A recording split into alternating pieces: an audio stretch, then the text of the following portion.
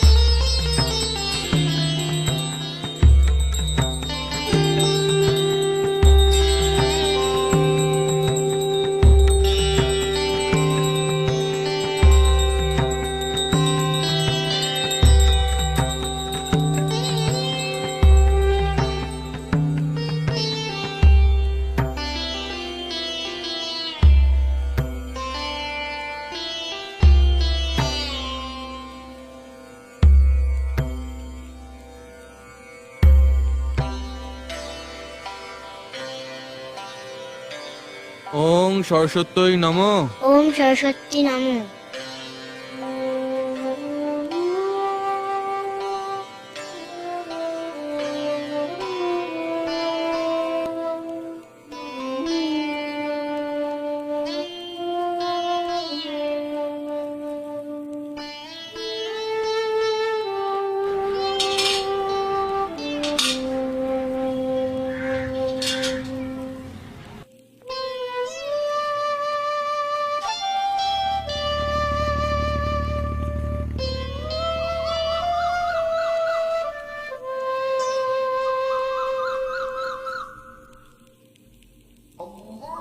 ভাই, নামাজ পড়তে যাবেন না? জাত গেল বলে তুমি যাও, আমি আসছি। আচ্ছা, জলদি আহেন। আজব কারখানা।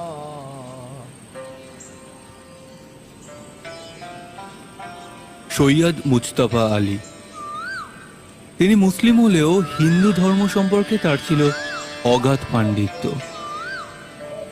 পুজোর আচার পদ্ধতি, ঠাকুরমশাইয়ের ভক্তি দেখে তিনি যে দক্ষিণাটি পেয়েছিলেন সেটি নিয়ে হাসি মুখে বাড়ি ফিরে এসেছিলেন।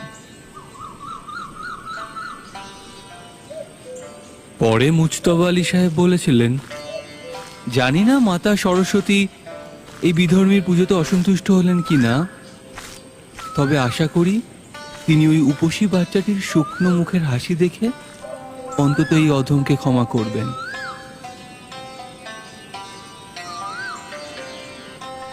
যেখানে ধর্মীয় সংকীর্ণতা নেই, গোঁড়ামি নেই, সেখানেই তো ঈশ্বর থাকেন। আর এই শাশ্বতটা আমরা মাঝে মাঝে ভুলে যাই।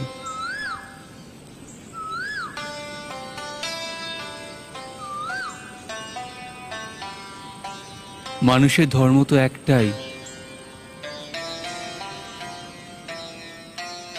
মনুষ্যত্ব।